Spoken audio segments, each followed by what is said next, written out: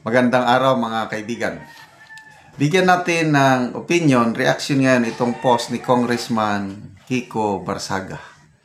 I think palitan nila ng comments with Congressman Sandro Marcos.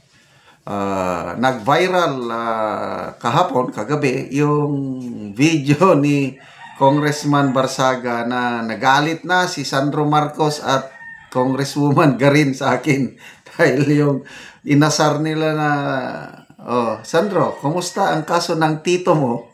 Tito Romualdez mo. Grabing pag-asar. So nagalit si Garin talaga, ayaw ganyan inano niya yung camera. Viral na viral ngayon. Ito ang comment ni Congressman Sandro Marcos. He's giving a warning. Nag-warning na siya. Sabi ni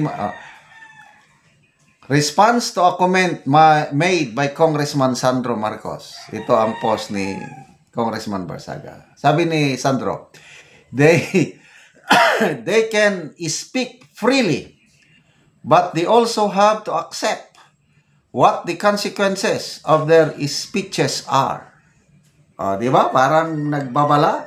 Sige, salita lang kayo ng salita. Kaya lang humanda kayo sa buwelta, sa resbat, sa mga pinagsasabi nyo. Anong response ni Congressman Barsaga? Natakot? Hindi nga siya natakot kay Romualdez. Matatakot pa siya kay Sandro. Hindi nga siya natakot kay PBBM. Binibira niya. Dito pa kay Sandro. Chicken. Ito ang nakakabilib na response nitong batang kongresista. Sabi niya, I am ready to sacrifice everything for justice, no matter the consequences. I am perfectly fine with being the martyr of the revolution that will end your corrupt system. Grabe. Di ako takot. Kung iparaphrase natin, di ako takot. Kung maging martir ako, okay lang sa akin. Pag pagka-martir ko ang mitya ng revolusyon, banggit na siya ng revolusyon, maraming klase ng revolusyon, peaceful revolution. Katulad yung kay Dr. Jose Rizal, sa peaceful revolution. Hindi siya gumamit ng armas. Ginamit niya is pen. Noong wala pang social media Sulat lang, el filibusterismo, no limitang here. Then, nainis ang mga Kastila, pinairing squad siya. Kaya martir. Kaya naging national hero. Nang dahil sa nangyari kay Dr. Jose Rizal, lalong nag-alab ang galit ng mga Pilipino. Kaya yan dyan, Andres Bonifacio, mga ibang General Luna, nagsulputan na hanggang natalong mga Kastila. So, sige.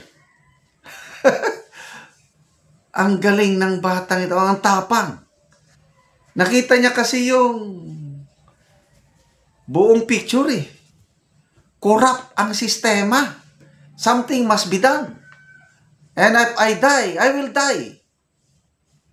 Ako, medyo makarelate ako itong kalagayan nga rin ni Congressman Barsaga dahil nung battalion commander ako sa Agusan del Sur, I commanded the 29th Infantry Battalion.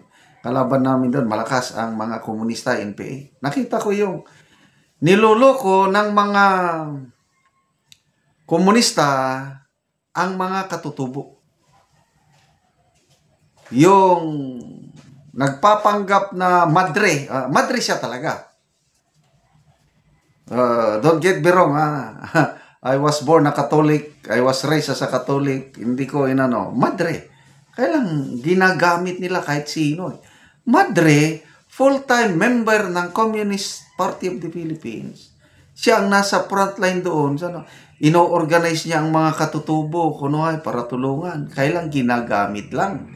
nakakakuha sila ng millions of funds from outside para kunuhay pantulong sanitibo sa katutubo, kailang ginagamit para sa pag-aaklas, pangsuporta sa NPA. Tinyente pa lang ako, 1985, ganon nang ginagawa. Kaya nung 2005, battalion commander na ko after many years, 20 years, nakita ko dapat labanan ko na ito. Madre. Nung una, ayaw nilang labanan. Dahil madre, nilabanan ko ang madre. Come what may, sabi ko, career ko. Tanggalin nyo ako as battalion commander. I don't care. To a point na nireklamo ako, yung madre nagreklamo sa bishop, yung mga bishop nagreklamo sa presidente, kay President Gloria Macapagal Arroyo pa noon, pinapatanggal ako sa aking, pinapasibak ako. Sabi ko, sige, sipakin nyo ako. Basta nilabanan ko yung madre. Mismo ang presidente, si PGMA, pumunta sa Agusan del Sur para isettle niya kami. Kailang, na-briefing na si PGMA, ma'am. Ganito yan, yung madre na yan, ganito. Si Colonel Macanas, lumalaban niya, ganun ba? Kaya nung dumating na si PGMA doon sa bundok, palabundukin ng Agusan del Sur, San Luis, Agusan del Sur, para binulungan na ako ng PSG commander, si General Bangit. Diyan huwag kang mag-alala. Alam na ni Presidente ang lahat na pangyayari. Tumapang ako. Nasa harapan namin ng Presidente, magkatabi ka ng madre, kinakausap niya kami, nagsisigawan kami. Ikaw, komunista ka! Sabi ko, wala.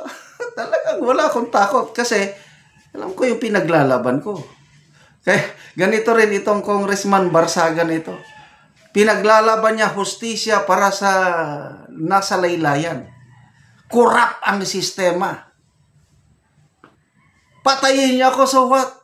I'm willing to become the martyr. Wala, unstoppable yan. Sige, ipitin niyo si Congressman Barsaga. Baka yan ang mitsa na, I don't know kung anong mangyari kung gawin niyo siyang martyr. Okay, salamat mga kaibigan sa inyong pagsubaybay sa ating channel. Nakakatulong kayo ng malaki sa tribong Talandig ng Bukidnon dahil ang income natin sa channel na ito is pantulong sa tribo.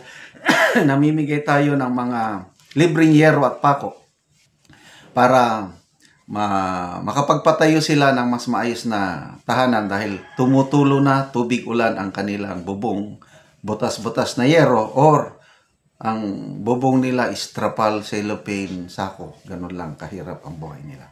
Panoorin nyo ang video na ito.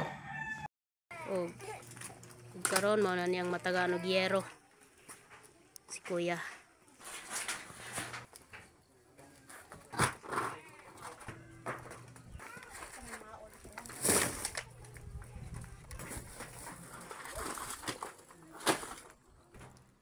Og mo na ni ang balay ni kuya nga guba na kay gikuanan lang isapahan lang og cellophane kay tulo na gid kaayo pag muulan.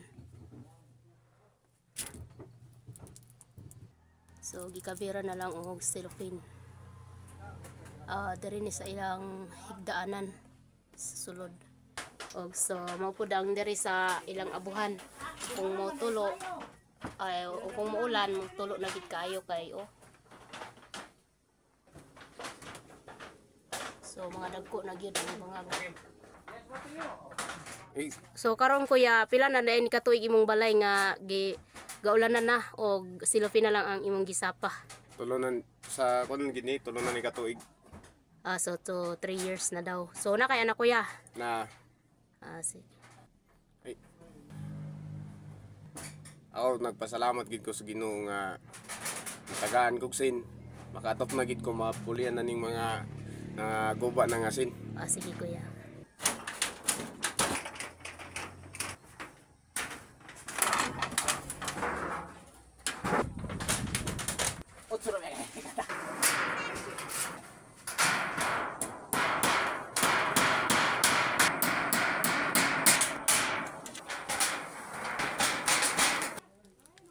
karon na humana gyud og atop ang iyang balay wala na gyud tulo. So makita gid nato nga nindot na. Salamat gid sa Ginoo nga nakatop na gid ko. Bago na gid kaayo akong sin. Ug labi na sa nag-sponsor ani, daghang kayong salamat. Sige, salamat Daghang po. pa yung matabangan. Okay, sige, salamat.